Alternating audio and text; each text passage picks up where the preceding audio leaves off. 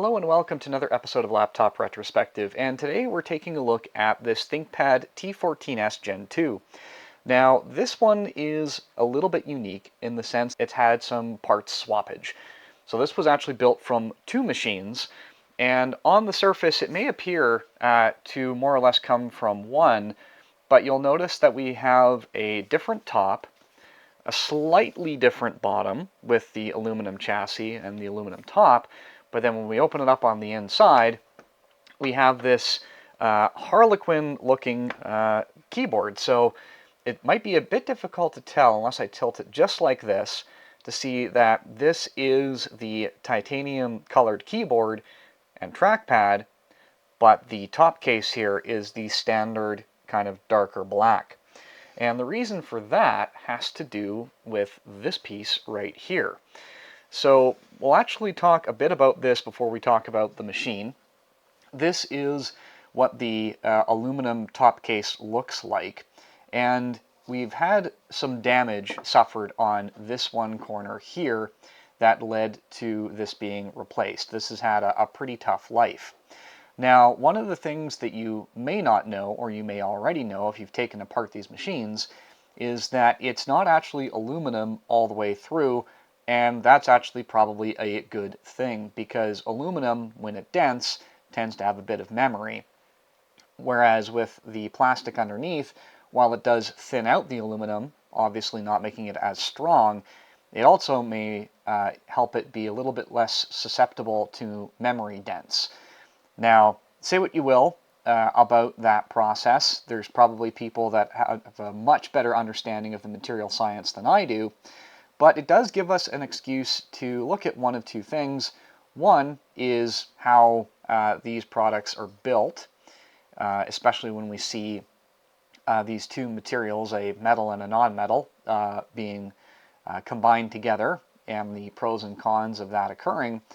And also the neat idea that even though these chassis types are very, very different, you can still assemble them and build a ThinkPad using parts from different chassis styles.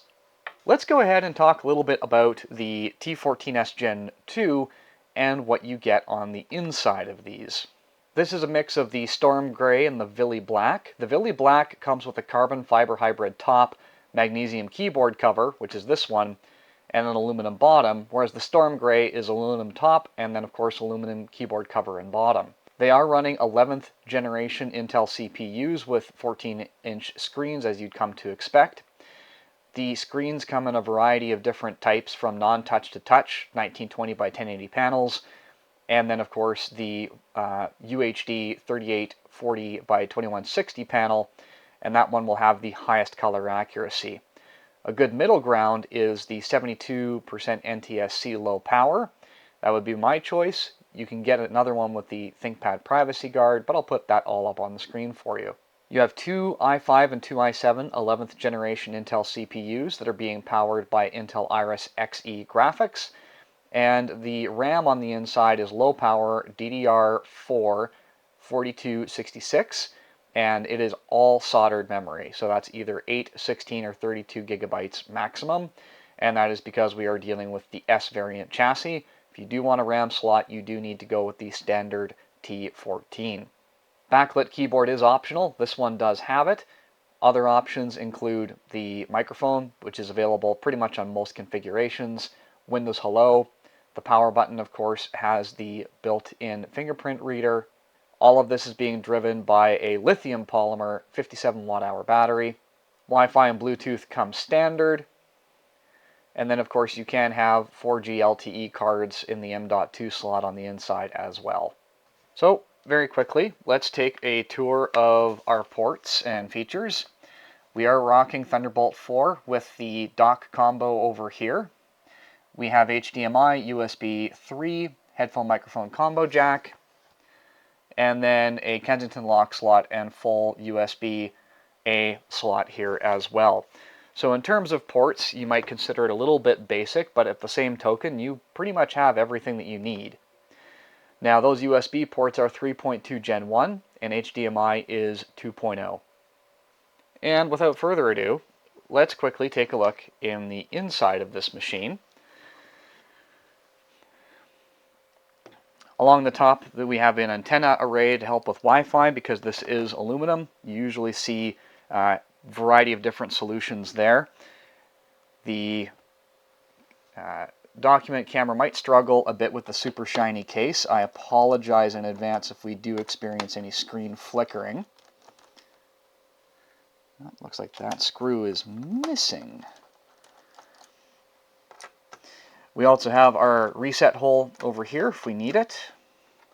And that comes off probably the easiest I've had in a long while. Here's our 57 watt-hour battery. We have one M.2 2242 slot here for our WWAN card. And it looks like there are no antenna wires that have been pre-ran in this model. We can tell over here that the CMOS battery runs underneath the main battery. We have a aftermarket T56 2280 NVMe drive here. Our RAM is soldered onto the front. We can see our cooling solution, which is going to suck in air through the bottom of the case, blow it out over the heat pipe and out the side of the machine there. We have a USB A daughter board that's tucked underneath here with the connection cable clearly visible. And then the everything else is on the other board, all the connectors, and somewhere, or there it is our soldered Wi-Fi card, which regrettably is what Intel kind of chose to do with these machines. If you don't want a soldered Wi-Fi card, then check out the AMD variant of this model. You just don't have Thunderbolt 4 ports, so bit of a trade-off there. Anyway, not much else to see on this, so let's throw the case back on and see what we get for boot times. Okay, now that we have this thing back together, let's go ahead and turn it on and see what we get for boot times.